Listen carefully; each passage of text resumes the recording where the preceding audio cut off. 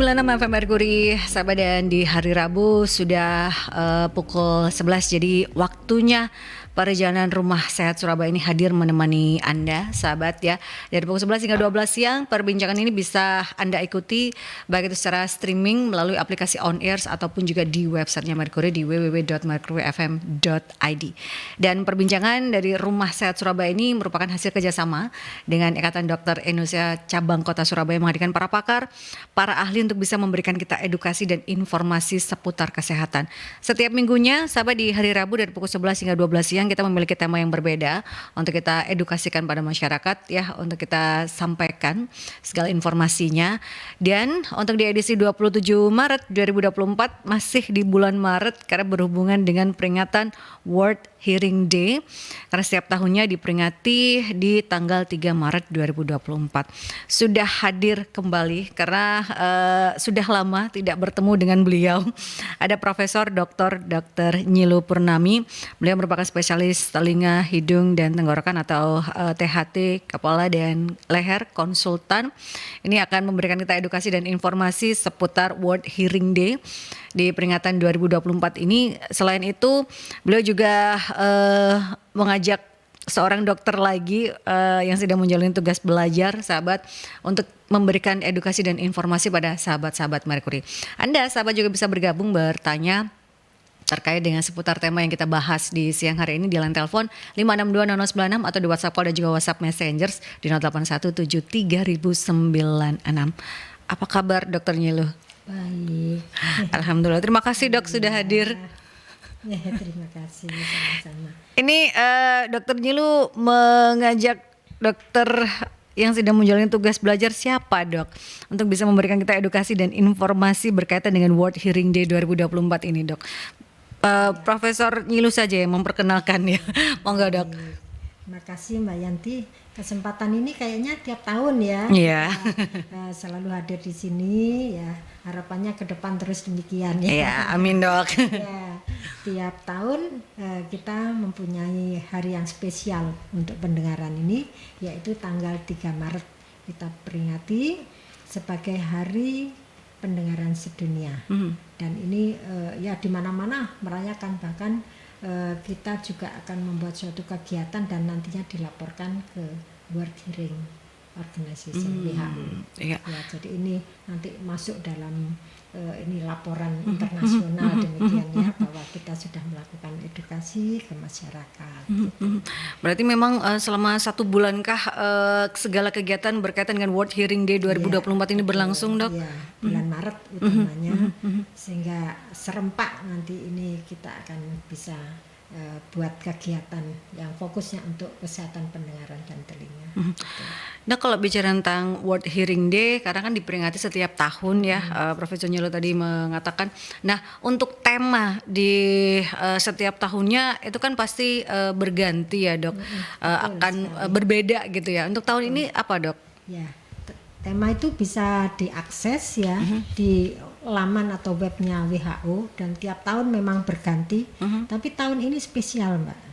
Ya, tahun ini spesial karena menyangkut pada pola pikir kita yang seringkali kita itu lekat dengan stigma yang ada di masyarakat ya, bahwa sesuatu sebetulnya bisa diubah. Ya. Mungkin Dr. Arindi bisa menjelaskan ya Terkait dengan tema World Hearing Day 2024 ini seperti apa Dr. Arindi?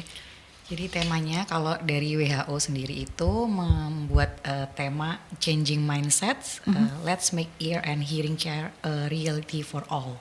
Jadi kalau kita dinasionalkan itu dia jadi ubah pola pikirmu, mari peduli, tuli dapat ditangani. Gitu kan, itu stigma yang melekat kalau kita bicara tentang World Hearing Day gitu ya. Karena kan itu yang harus memang disadari betul, membangun awareness bahwa pola pikir yang ada di masyarakat inilah yang harus berubah dengan perkembangan seperti sekarang ini yang ada gitu ya Dok. Itu yang harus dipahami. Dan kalau bicara terkait dengan World Hearing Day, apa yang melatar belakangi peringatan ini itu dilakukan setiap tahunnya? kalau beberapa tahun yang lalu Profesor Yul mengatakan kenapa dipilih tanggal 3 karena sesuai dengan bentuk telinga gitu ya. Nah, Masih ingat ya. Nah, masih ingat Dok. Ini kan edukasi seperti ini kan harus diingat terus dan harus memang terus dibangun gitu ya. Nah, untuk istilahnya kalau melihat kenapa dipilih dilakukan peringatannya di bulan Maret, terutama di tanggal 3, seperti apa? Mungkin Dokter Arendi bisa menjelaskan, nanti Profesor Nyilu menambahkan. Ya. Jadi pertama kali Hari Pendengaran Sedunia ini ditetapkan di Beijing ya, di Beijing Cina itu pada tahun 2007. Pada tanggal 3 Maret waktu itu ada konferensi internasional pertama tentang pencegahan dan rehabilitasi gangguan pendengaran. Nah, itu pada saat itu hari peringatannya masih disebut Hari Perawatan Telinga Internasional. Nah, lalu pada tahun 2016 oleh WHO, Badan Organisasi Kesehatan Dunia, memutuskan untuk hari peringatan ini dideklarasi sebagai Hari Pendengaran Sedunia, World Hearing Day. Tujuannya apa sih? Itu untuk mengkampanyekan betapa pentingnya meningkatkan kesadaran dan kepedulian untuk menjaga kesehatan telinga dan mencegah gangguan pendengaran agar seluruh masyarakat mendukung pendengaran sehat 2030. Jadi kan ada healthy Targetnya, ya. targetnya Betul. betul. Target kita itu pendengaran sehat di tahun 2030 itu supaya dapat terwujud. Tuh. Itu kan kalau bicara tentang kesehatan pendengaran 2030 itu kan tidak lama ya. Jadi kan itu kan tidak lama gitu loh. Tapi kan membangun awareness, apalagi stigma dengan perkembangan dunia teknologi seperti sekarang ini. Tapi ternyata stigma itu masih banyak melekat di masyarakat ya Dok ya. Kalau Profesor Yul melihatnya seperti apa? Yang stigma-stigma ternyata ini masih banyak melekat di masyarakat kita, terutama di Indonesia. Seperti apa Prof? Jadi stigma itu sebetulnya di masyarakat itu kita masih kental sekali ya. Karena kita melihat bahwa ini yang terganggu pendengarannya, terus anak mengalami ketulian, tapi ada loh yang pasrah, dia menyatakan bahwa saya ikhlas menerima ini, ujian dari Tuhan, kita harus syukuri dan sebagainya. Tapi tanpa melakukan suatu upaya bagaimana sebetulnya, ya perlu konsultasi ke ahlinya atau bagaimana. Ternyata bahwa disebutkan tuli itu dapat ditangani. Jadi kita mesti merubah pola pikir ini. Gitu. Mari peduli. Gitu. Jadi kalau orang mendengar Anda dinyatakan tuli itu seperti dunia runtuh. Hey, jangan khawatir gitu ya. Masih ada penanganan-penanganan yang bisa dilakukan gitu ada ya. solusi. Nah, dunia belum terpenting. runtuh gitu ya Dok ya. Itu yang harus dibangun untuk sekarang ini, karena kita pengennya menuju adalah 2030. Itu berkaitan dengan kesehatan pendengaran. Nah, untuk tadi Dr. Andi juga menyinggung berkaitan dengan WHO. Nah, untuk concern dari WHO di setiap peringatan World Hearing Day 2024 itu seperti apa? Kalau kita bicara tentang concern WHO, kan berarti secara dunia gitu loh, dengan targetnya sama, kita menuju 2030. Seperti apa Dok untuk concern dari WHO sendiri? Ya, memang yang jadi masalah di dunia itu bukan hanya di Indonesia saja. Stigma ini terjadi di seluruh dunia. Gitu. Jadi memang concern dari WHO itu meluruskan kesalahan persepsi, mispersepsi yang ada di masyarakat, pola pikir stigmatisasi di masyarakat gitu. Nah, terkait gangguan pendengaran gitu. Jadi jangan sampai ada stigma gitu, supaya kalau misalnya masih ada terus stigma ini, maka pasien yang mengalami gangguan pendengaran akan malu untuk memeriksakan diri, orang tuanya akan malu untuk mengantarkan anak ini untuk mendapatkan penanganan gitu. Nah, itu lebih concern kita. Jadi bagaimana kita memberikan informasi yang akurat dan berbasis bukti untuk mengubah persepsi masyarakat yang tentang gangguan pendengaran yang masih menjadi stigma gitu. Jadi itu lebih concernnya itu kita meluruskan informasi supaya tidak ada lagi stigma di masyarakat mengenai gangguan pendengaran.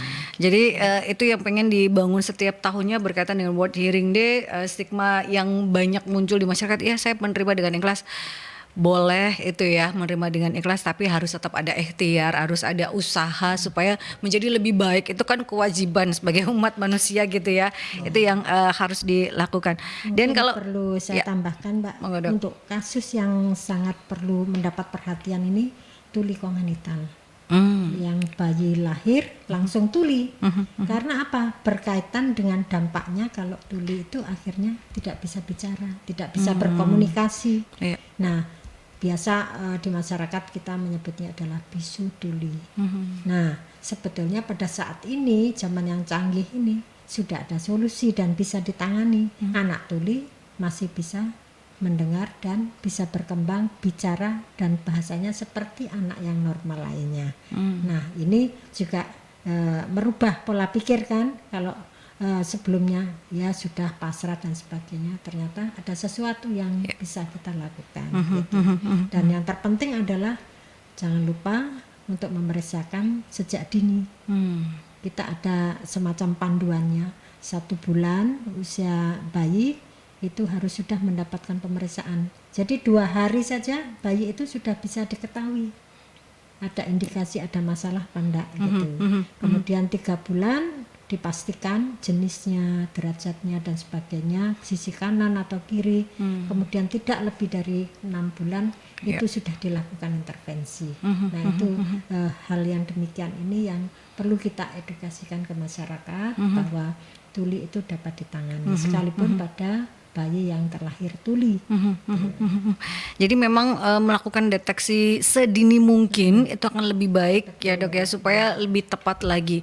Dan orang kita kebanyakan tidak menjudge ya, tapi entah itu ketidaktahuan atau memang seperti apa gitu ya, jadi terlambat kadang itu membawa anak, jadi saat usia sudah usia sekolah bahkan gitu kan, itu yang harus teredukasi. Jadi setiap bayi yang baru lahir itu wajib untuk dilakukan pemeriksaan terkait dengan kesehatan telinganya dok. Jadi pada tumbuh kembang ini bayi anak ini, nah dia ada golden periodnya, ada masa-masa emasnya. Kalau ini sudah lewat, nah nanti sulit kita walaupun mau diberikan terapi apa aja untuk mengembalikan itu susah, karena ada masa-masa yang periode kritis istilahnya. Jadi kalau 3 bulan itu dikatakan puncak dari perkembangan bicara, ya, puncak dari mendengar, ya. Kemudian 6 bulan bicaranya sudah mulai mencapai ini ya, kemampuan yang maksimal, ya, harus ditingkatkan terus, harus dipertahankan terus. Tapi kalau dia kurang mendengar, ya, atau tidak ada stimulasi pada saraf otak pendengarannya itu, maka akibatnya terus menurun fungsinya itu. Nah, dan ini bisa bersifat permanen gitu.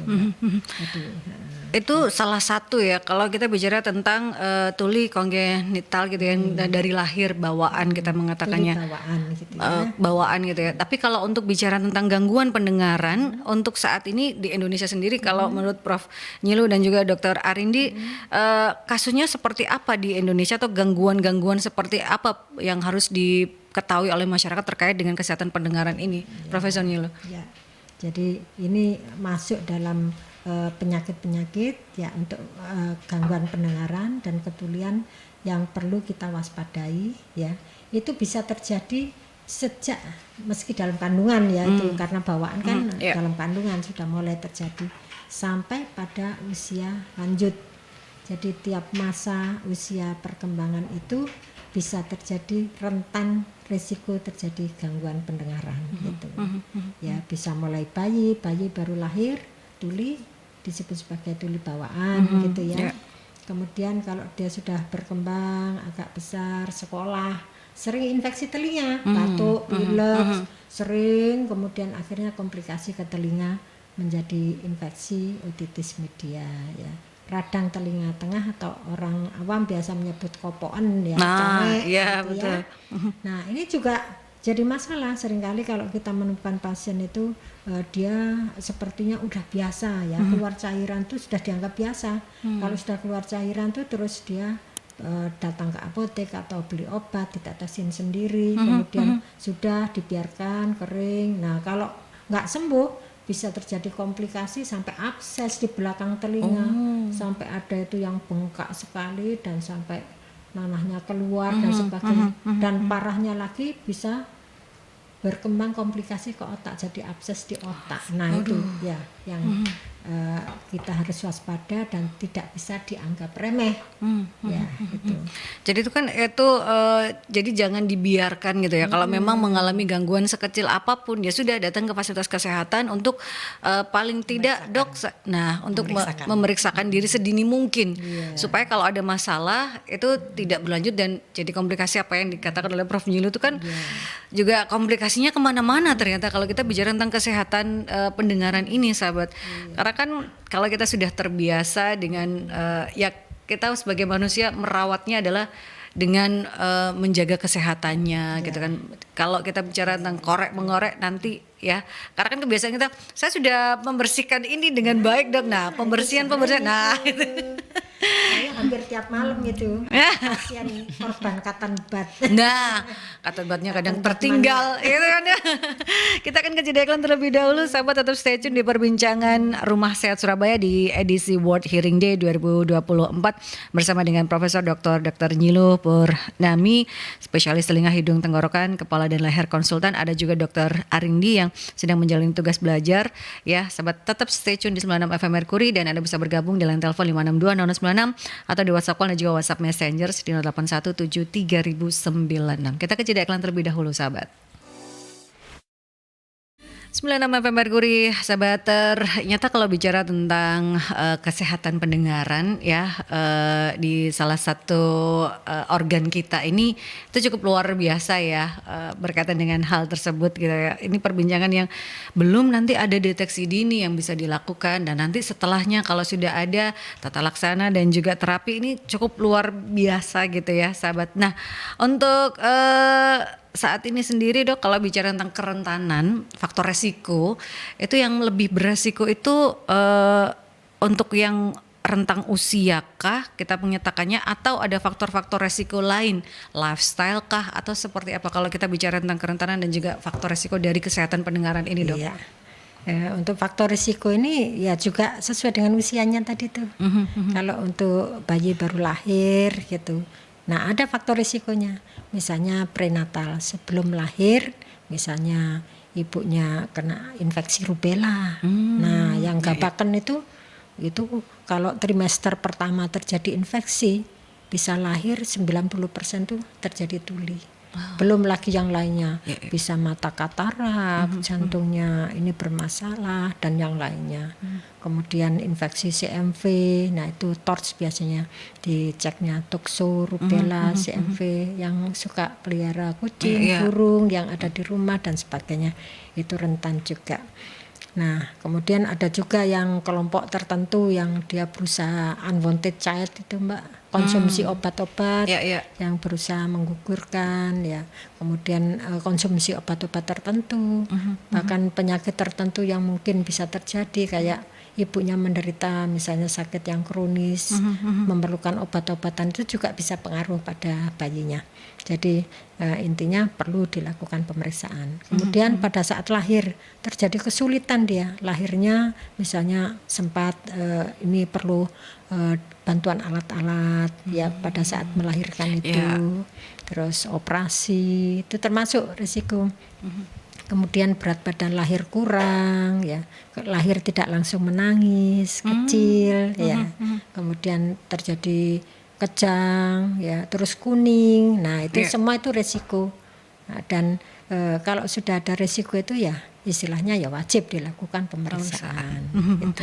Dan untuk pemeriksaan dini atau deteksi dini itu bisa dilakukan ke semua fasilitas kesehatan atau mungkin kan belum banyak yang tahu. Kalau bicara tentang deteksi dini berarti harus ke rumah sakit besar, Prof, atau seperti apa gitu kan? Jadi deteksi dini ini memang kalau untuk masalah pendengaran sesuai dengan usianya. Kalau mulai dari anak-anak ini ya, biasanya kan datangnya ke posyandu. Nah di posyandu itu sebetulnya sudah ada metode untuk mengetahui ya bahwa anak tersebut atau bayi mengalami gangguan pendengaran. Itu ada caranya, tapi dengan cara tes daya dengar mungkin untuk anak yang agak besar gitu. Tapi kalau untuk bayi bisa kita lakukan metode tertentu, misalnya dengan memberikan suara yang keras, misalnya bayinya lagi netek ke ibunya ya, menyusu. Kemudian kita tiup trompet keras gitu. Nah, dia mulai berhenti menyusu, terus kaget ya. Terus habis gitu dia tangannya bergerak atau mengernyitkan ini mata ya gitu. Jadi setiap perubahan perilaku tersebut itu bisa menjadi indikasi bahwa dia respon terhadap suara. Jadi tes terhadap suara itu kalau untuk bayi yang dilakukan di mana posyandu ya. Kalau di puskesmas meningkat lagi, ada metodenya. Dengan cara misalnya tes bisik, modifikasi dengan berbisik-bisik itu. Kemudian bisa juga dengan alat yang lebih canggih lagi, misalnya dengan OAE. Jadi ini alatnya sudah canggih, jadi tinggal ditempel di liang telinga, langsung ketahuan hasilnya. Ada indikasi masalah pendengaran atau tidak. Setelah itu kalau terjadi permasalahan dalam pendengaran tersebut, maka akan dirujuk ke tingkat yang lebih tinggi, ke rumah sakit yang mempunyai fasilitas yang lebih lengkap untuk screening dan diagnostiknya sampai dilakukan intervensinya gitu. Sampai dilakukan intervensi baik itu terapi atau tata laksana. Tapi kita nanti dulu ya terkait dengan terapi dan tata laksana. Saya pengen menanyakan juga, mungkin ini banyak yang ditanyakan kalau bicara tentang kesehatan pendengaran ataupun juga teman-teman yang tuli gitu, itu ada derajat-derajatnya nggak sih dok berkaitan dengan hal tersebut? Mungkin masyarakat, oh ini tapi masih bisa sedikit mendengar, oh ini masih, oh tapi sama sekali. Seperti apa dokter Arindi? Ada derajat-derajatnya kah? Sebelum kita melangkah ke derajatnya, ada macamnya ya. Jadi gangguan pendengaran juga ada macamnya. Macamnya itu konduksi. Yang pertama, konduksi itu berarti ada hantaran yang terganggu. Suara untuk bisa masuk sampai ke rumah siput. Rumah siput dia melewati liang telinga, ya, terus gendang telinga, tulang-tulang pendengaran sampai dia ke rumah siput. Nah, kalau ada hambatan di situ, entah itu berupa sumbatan kotoran atau sumbatan benda asing atau infeksi, ya ada penumpukan cairan di situ, ya itu dia akan mengganggu hantaran suara ini bisa masuk sampai ke rumah siput. Gitu, masuk katan bat yang ketinggalan. Nah, itu masuk konduksi. Nah, itu termasuk tuli konduksi kita sebutnya, gangguan pendengaran akibat gangguan pada hantarannya. Ada juga tuli sensori neural. Nah, itu yang permasalahannya ada di rumah siput sampai ke otak. Gitu. Jadi kita sampai bisa mendengar itu selain kita menangkap suara, ada proses yang berjalan sampai dia otak menerima apa yang kita dengar. Jadi kita bisa mempersepsikan, oh itu yang dimaksud, itu yang sedang dibicarakan, itu yang kita dengar gitu. Nah, ada tulis sensori neural, berarti permasalahannya itu mulai dari rumah siputnya sampai ke jaras saraf ke otak, ke bagian pendengaran gitu. Nah, ada juga tuli campuran, jadi mix antara keduanya itu, gitu ya. Jadi ada masalah di hantarannya, ada masalah di sensori neuralnya, seperti itu. Untuk derajatnya sendiri itu perlu pemeriksaan lanjutan. Kita bisa menilai berapa tingkat, berapa frekuensi dan berapa yang bisa didengar oleh penderita. Misal mulai dari derajat ringan, sedang sampai berat, gitu. Jadi kita ada ringan sampai derajat yang berat atau bahkan yang sangat berat gitu juga ada seperti itu. Jadi apakah ini kemungkinan kalau semisal derajat ringan ini akan bisa menjadi keberat atau seperti apa dok? Ada kemungkinan seperti itu kah jika tidak tertangani dengan baik atau seiring dengan usia atau seperti apa kalau bicara tentang perkembangan dari kesehatan pendengaran ini dokter Arindi? Iya. Jadi kalau memang tidak segera diintervensi, kita cari apa penyebabnya yang membuat dia menjadi gangguan pendengaran. Misal infeksinya tidak segera ditangani sebelumnya yang hanya karena penumpukan cairan, ada infeksi, nah infeksinya bisa sampai ke mana-mana tuh. Akhirnya kena juga ke sensori neuralnya. Jadi misalnya dari derajatnya awalnya ringan gitu, sumbatannya hanya ringan saja, tapi ternyata udah sampai tidak tertangani dengan baik, ya tidak segera ditangani, dia bisa sampai ke derajat yang berat, masuk ke kategori derajat berat gitu. Jadi memang ada gangguan sekecil apapun ya harus segera kita periksakan. Gitu. Jangan sampai terlambat gitu ya dok ya kan. Selain itu juga kita perlu waspada bahwa gangguan pendengaran atau ketulian itu bisa bersifat permanen. Ya yang tadi disebut kadang bisa tambah berat atau membaik. Tapi ada juga yang terus dia tetap begitu dan tidak bisa sembuh gitu. Itu kan jangan sampai gitu ya sahabat, karena semakin dini tertangani dengan baik ya Anda akan masih bisa melakukan segala aktivitas dengan baik gitu ya. Ini pertanyaan dari Pak Dino.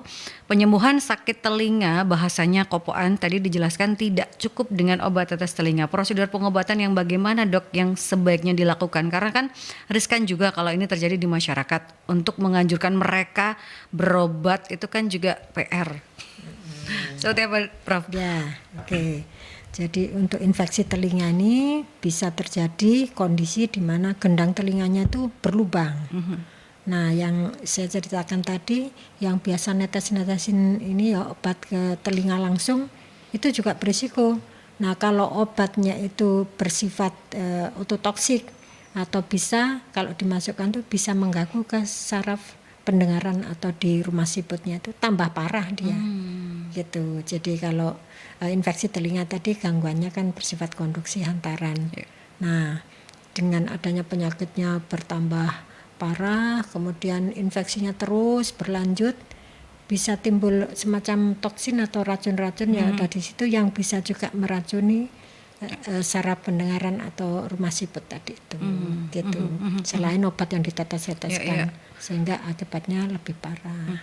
Karena pengobatannya bukan on target, tidak seharusnya gitu ya dok ya. Gitu, ya, perlu konsultasi. Jadi yang terpenting adalah periksakan dulu kondisinya, baru akan bisa ini on targetnya pengobatannya seperti apa gitu ya, supaya lebih tepat gitu ya. Ini pertanyaan lagi dari Bu Irawati, dok kalau bayi usia 5 bulan keluar cairan di telinga itu aman nggak ya? Tapi setelah itu tidak apa-apa, keluar cairannya itu tidak sering dok. Nah, itu salah satu bagian dari ubah pola pikirmu tadi. Jadi kalau keluar cairan, jangan dianggap bahwa itu hal yang biasa. Ya. Jadi perlu waspada dan itu bisa menjadi sesuatu yang nanti bisa mengganggu dan bersifat permanen. Jadi harus cepat segera berobat gitu. Dan itu harus dikonsultasikan ke dokter anak terlebih dahulu apa langsung dibawa ke THT dok? Langsung ke THT bisa karena berkaitan dengan telinga dan pendengarannya gitu. Langsung dikonsulkan gitu ya untuk Ibu Irawati. Nah ini pertanyaan dari Pak Agus, sering mengkonsumsi obat katanya bisa menurunkan kemampuan pendengaran, benar nggak sih dok? Komentar terkait hal tersebut? Ya tentunya ada kemungkinan karena kan jenis obat-obat tertentu yang bisa mengganggu pendengaran ya. Contohnya aminoglycoside gitu ya, macrolide dan sebagainya. Jadi supaya amannya obat itu ya mestinya berasal dari dokter. Ya, jadi kalau misalnya ada kecurigaan terhadap itu bisa ditanyakan langsung ke dokter yang memberikan gitu. Jadi nggak selalu tapi bisa ada kemungkinan gitu ya, bergantung gitu ya. Harus segala sesuatunya kalau bicara konsumsi obat ya dikonsultasikan. Betul. Begitu Pak Agus. Terus ada faktor internal juga ya, misalnya kalau dipakai orang yang lain nggak apa-apa. Kalau dipakai orang tertentu dia terjadi tuli karena ada faktor genetik. Jadi faktor di dalam tubuhnya sendiri yang dia peka terhadap obat tersebut. Makanya itu dikatakan kenapa pengobatan itu bersifat personal sebenarnya. Ini tetangga saya pakai ini cocok dok gitu. Itu kan sering ya. Tapi kok ada saya ada efeknya ya dok ya. Itu pertanyaan sering karena memang sebenarnya segala pengobatan itu bentuknya personal. Karena kan badan kita berbeda gitu ya dengan orang lain meskipun tetanggaan atau saudaraan saja bisa berbeda gitu ya. Kalau bicara tentang penyebab gangguan pendengaran dok, itu apa saja? Tapi kalau salah satunya adalah ini bawaan itu kan ya itu secara infeksi. Tapi kalau untuk penyebab gangguan pendengaran lainnya itu apa saja? Nah, biasanya kalau sudah mulai remaja nih suka pakai headset ya. Dengerin musik sampai ke bawah sampai tidur, bangun tidur masih nyala terus. Nah, itu beresiko jadi gangguan pendengaran akibat bising. Kalau sudah dewasa bekerja di tempat yang bising, nah itu bisa juga risiko terjadi gangguan pendengaran. Itu semua kita masih bisa mencegah. Nah hal-hal tersebut kan sebenarnya bisa dicegah dok? Dan untuk sebaiknya penggunaan dari, karena kan semuanya sebab earphone, headphone dan lain sebagainya, itu penggunaan yang baik itu yang seperti apa dok? Iya, ada rumusnya. Nah, ada rumusnya Perlu gitu ya, bukan hanya dicatat. matematika yang ada Iya. rumusnya. Rumusnya 60-60. Ya. 60-60, oke. 60 untuk apa dulu, 60 berikutnya untuk apa dok? Nah, kalau di HP kan ada volume tuh. Nah, volumenya berapa? Tidak boleh lebih dari 60%. Iya. Gitu kan? Terus setelah itu kalau sudah ini berapa lama kita boleh mendengarkan itu? 60 menit gitu ya. Jadi jangan sampai semalam pakai terus ya. Saya lihat kalau kita lihat naik pesawat naik kereta itu banyak kan yang pakai headset itu, apalagi dengan noise yang di luar tuh yang keras. Ini makin dikeraskan lagi gitu. Jadi volumenya jadi kadang berlebihan yang bisa membuat lelah dari rumah siput terus gitu ya. Jadi akhirnya bisa permanen gitu, bisa enggak kembali lagi kerusakannya gitu. Jadi itu yang harus dilakukan ya, rumusnya 60-60 untuk volumenya, maksimalnya penggunaan adalah 60 menit gitu ya, nggak boleh dari. Setelah itu istirahat dulu. Nah, istirahat dulu gitu, istilahnya 1 menit dok. Jangan terus-terusan. Ya. Istirahatnya paling nggak 20 menit ya gitu ya, buat ngelihat pemandangan dulu gitu, toning dulu gitu. Baru nanti penggunaan, karena kan ada beberapa teman-teman ini yang penggunanya harus sering gitu ya, belum lagi yang di bandara itu kan wah itu kan hiruk pikuk sekali gitu ya. Juga sekarang pembelajaran juga ya hampir ya sering-sering pakai Zoom. Hybrid ya dok, jadi digabung gitu ya. Ini pertanyaan dari Bu Vera, dok, kalau seseorang ini memiliki bawaan dari lahir tuli ringan, apakah bisa menurunkan ke anaknya dengan kondisi serupa? Gitu. Jadi ini saya perjelas dulu untuk ini ketulian ini. Ya. Jadi istilah tuli itu sebetulnya dipakai untuk gangguan pendengaran derajat sangat berat gitu. Jadi kalau ringan nggak usah disebut tuli. Jadi ya kurang pendengaran atau gangguan pendengaran gitu aja. Karena itu juga jadi stigma kan gitu. Betul. Kalau orang dikatakan tuli kan malu. Kalau dia cari kerja juga agak susah nyari ini ya, dapat ini ya lowongannya, kesempatan. Jadi kalau ringan kita sebut sebagai gangguan pendengaran gitu aja, derajat ringan. Tapi apakah istilahnya dengan kondisi semisal tuli atau berat gitu ya, itu akan ada kemungkinan diturunkan? Apakah kalau gangguan pendengaran ini ada kemungkinan genetik diturunkan? Iya, atau? betul. Ya, jadi untuk genetik ini cukup besar ya, mayoritas 60%. 60% itu penyebab gangguan pendengaran atau ketulian itu akibat genetik. Hanya genetik ini bisa muncul dan tidak gitu. Jadi sebagai carrier atau pembawa yang bisa diteruskan ke generasi berikutnya gitu. Jadi kalau memang sudah Belum ada tentu keturunan, muncul, tapi ya. sebaiknya dilakukan deteksi dini itulah gitu ya dok ya. Jadi kita sudah mulai untuk melakukan genetic screening, itu namanya screening genetik. Diambil dari darahnya, kemudian kita lakukan pemeriksaan, bisa tahu jenis mutasi ya, kelainannya itu apa. Nah ini terjadi kalau misalnya ada contoh kasus ya, dia menikah sesama penderita tuli gitu ya, penyandang tuli. Kemudian setelah itu pengen tahu kemungkinan anaknya bisa terjadi tuli atau bagaimana. Nah itu saat ini sudah bisa diperiksa. Dengan pemeriksaan darah ya dok ya, itu bisa dilakukan pemeriksaan gitu ya. Atau dari pemeriksaan darah itu bisa dilihat juga seberapa persen ini akan kemungkinan terkena. Karena ada yang bersifat resesif, ada yang bersifat dominan. Kemudian dari kedua orang tuanya nanti bisa dilacak sampai 3 generasi gitu. Ya, secanggih itu sekarang, makanya sesuai dengan tema ubah pola pikir ya, mari peduli tuli bisa ditangani. Nah, itu sesuai gitu ya. Sekarang sudah banyak pemeriksaan dengan perkembangan teknologi gitu ya. Makin Ini ada canggih. pertanyaan dari Mbak Novita, kebiasaan-kebiasaan buruk apa saja sih dok yang bisa membuat pendengaran kita itu menurun lebih cepat?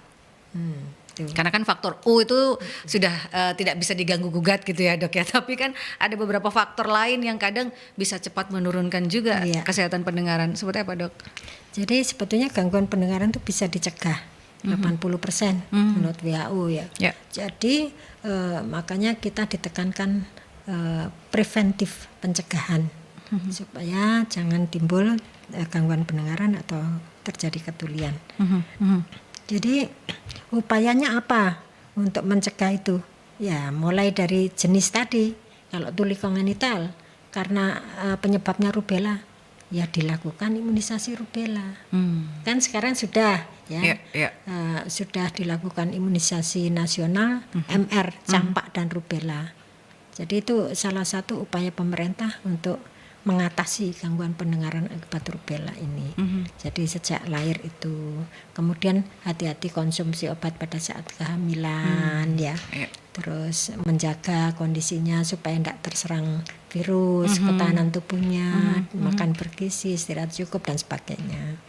Kemudian kalau setelah lahir gitu, nah seharusnya bayi baru lahir itu segera diperiksakan untuk pendengarannya, karena kan kita belum tahu bagian dalamnya, tersembunyi dia gitu. Yang selama ini dilakukan adalah menimbang berat badan ya kan, terus mengukur tinggi badan, terus yang lainnya yang tampak, tapi fungsi ini tidak bisa kita ketahui langsung, jadi harus dilakukan pemeriksaan dengan screening pendengaran gitu.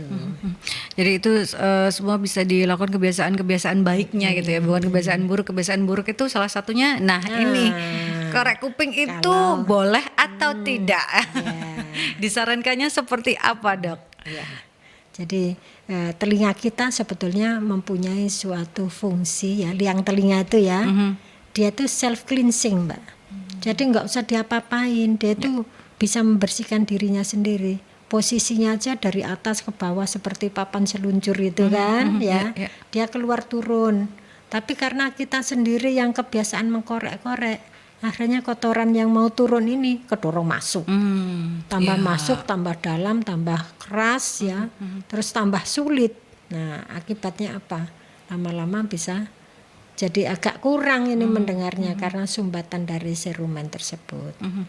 Dok, untuk pembersihan telinga itu sebaiknya dilakukan ke dokter spesialis atau bisa dilakukan sendiri, karena kan sekarang ada banyak kayak cuci telinga itu baik tidak, itu kan ada beberapa gitu kan kebiasaan-kebiasaan yang sebenarnya tidak boleh dilakukan itu kayak ear candle gitu kan dok, itu malah ternyata itu seperti apa dok kebiasaan-kebiasaan tersebut?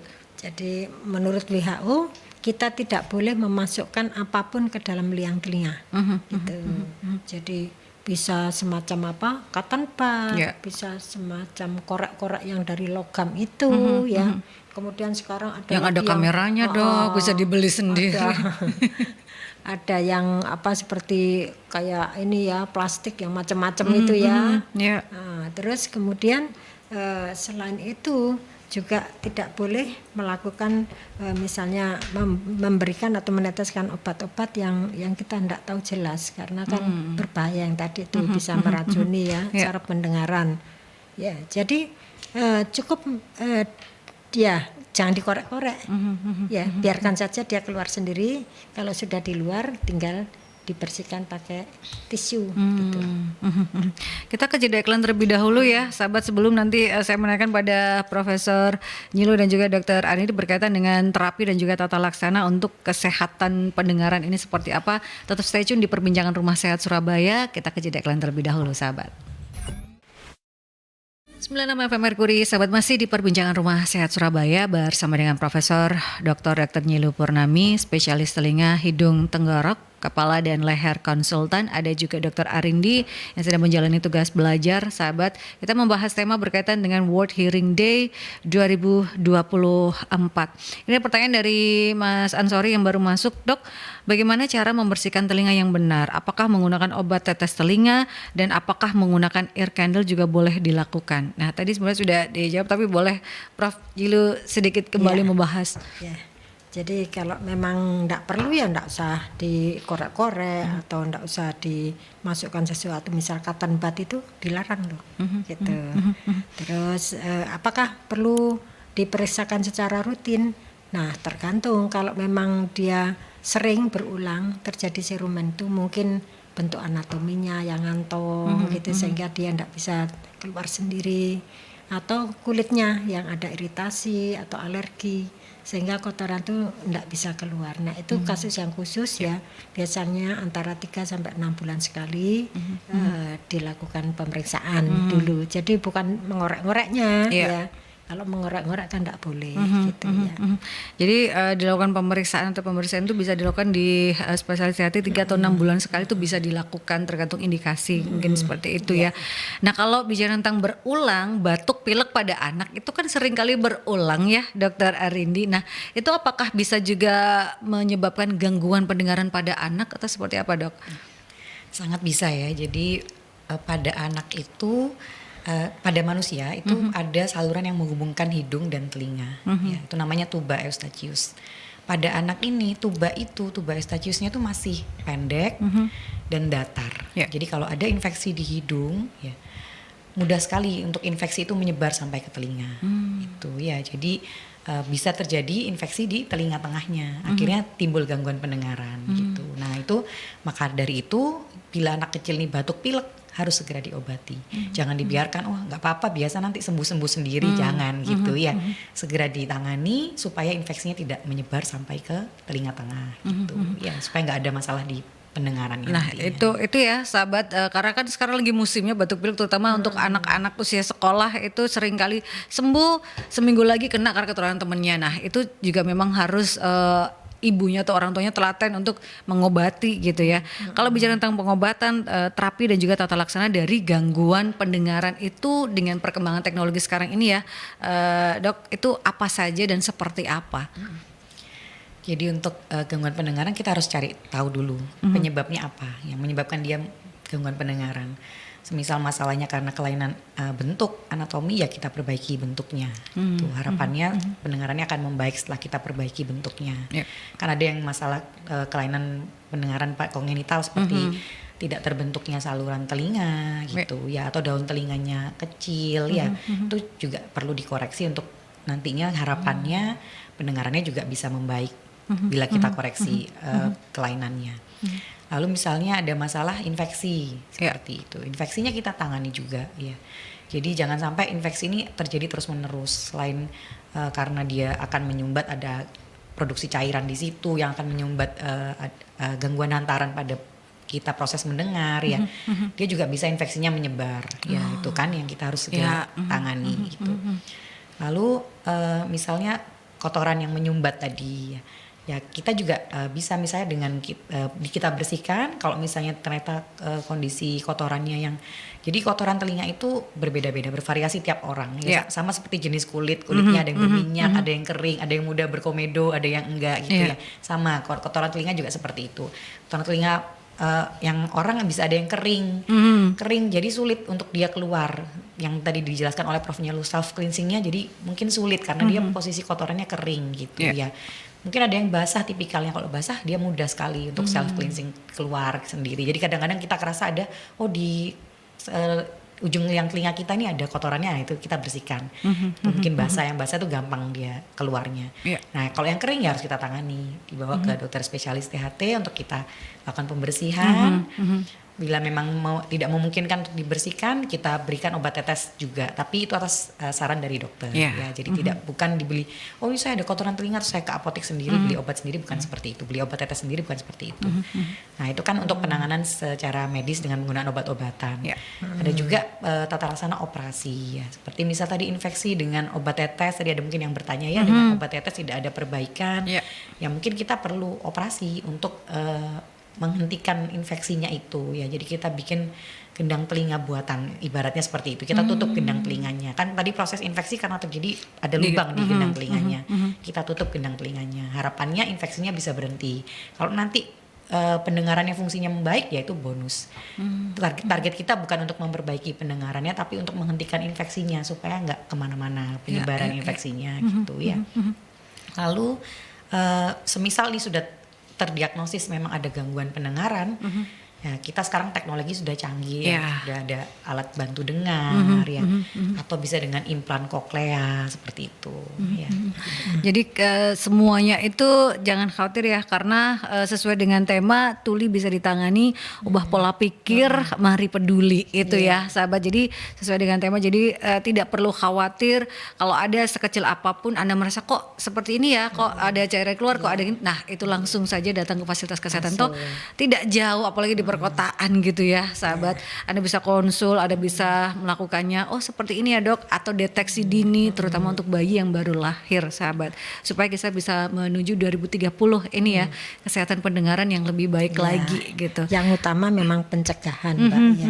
Jadi kita harus ingat juga bahwa kadang-kadang pola hidup kita yang sehari-hari itu ya ini juga kadang-kadang kita nggak nyadari bahwa itu mengganggu pendengaran. Jadi lifestyle-nya, pola hidup sehat, kemudian kena suara bising tadi dihindari. Sebetulnya kan bisa dicegah gitu. Sesuai itu tadi ya rumusnya 60-60. 60% volume kemudian dengan durasi 60 menit maksimal sahabat. Terakhir Prof, sebelum kita akhiri perbincangan karena tinggal beberapa menit lagi ya, 1 jam tidak terasa. Seperti apa pesan-pesan Profesor Nyilu berkaitan dengan World Hearing Day 2024 untuk sahabat-sahabat Mercury dan juga untuk masyarakat dok di peringatan World Hearing Day 2024 ini? Ya. Jadi ini kan penekanannya pada mindset ya. Jadi kita harapannya adalah merubah pola pikir kita ya, ubah pola pikirmu. Peduli pada telinga ya, pendengaran dan tuli dapat ditangani. Gitu. Itu yang ingin disampaikan oleh Prof. Nyilu. Mungkin Dr. Andi bisa menambahkan mungkin tips ataupun juga pesan sehat berkaitan dengan supaya kita ini memiliki pendengaran yang sehat. Bagaimana cara menjaganya? Dr. Andi mungkin bisa menyampaikan. Ya, jadi seperti yang disampaikan Prof. Nyilu bahwa gangguan pendengaran dapat terjadi sejak di dalam kandungan. Ya, jadi para ibu hamil jadi juga sudah mulai memperhatikan kesehatannya. Ada keluhan segera diperiksakan ya. Lalu pada saat bayi juga yang anak batuk pilek segera diobati seperti itu. Lalu penggunaan headphone juga tadi yang rule listening safety itu listen safety dengan 60-60 seperti itu ya. Dan bila ada keluhan kecil apapun periksakan ya. Deteksi dini juga itu yang terpenting juga ya. Juga pada lansia Mbak. Pada lansia ini sepertinya kalau kurang dengar itu dianggap biasa. Sebetulnya ini dapat ditangani juga. Jadi supaya lansia tetap bisa berkomunikasi dengan baik ya. Kualitas hidupnya lebih baik gitu lagi ya dok ya. Gitu. Karena kan quality of life ini yang dijaga gitu ya. Boleh tadi di awal seperti Prof. Nyilu menyatakan boleh kita menerima dengan ikhlas gitu ya. Tapi kan kita juga menjaga quality life kita harus lebih baik lagi gitu ya, dengan tetap berikhtiar, berusaha melakukan pengobatan dan lain sebagainya, mencari alternatif dan lain sebagainya supaya kesehatan pendengaran kita bisa lebih baik gitu ya, sahabat, quality of life kita. Terima kasih Profesor Dr. Nyilu Purnami, spesialis telinga hidung tenggorok, kepala dan leher konsultan, sudah hadir bersama dengan Dr. Arindi yang sedang menjalani tugas belajar. Terima kasih sudah memberikan kita informasi dan edukasi seputar World Hearing Day 2024 yang kegiatannya ini masih berlangsung ya dok. Terus, sampai 31 Maret gitu ya. Berarti Maret ini merupakan awareness berkaitan dengan World Hearing gitu ya dok. Kesehatan pendengaran ya.